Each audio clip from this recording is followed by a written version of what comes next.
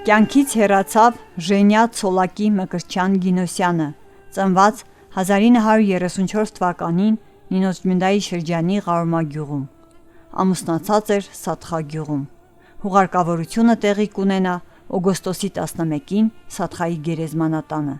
Հարազատները, համագյուղացիները խորովշտով սգում են իրենց սիրելի Ժենյա Գինոսյանի մահվան կապակցությամբ և ցավակցում ընտանիքին։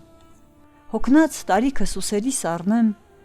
հոգնած ոտքերս քարշ տալով գնամ մեր հին տան դռները բանամ,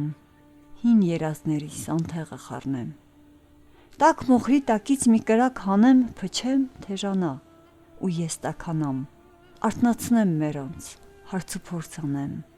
և լսեմ նրանց, և հանգստանամ։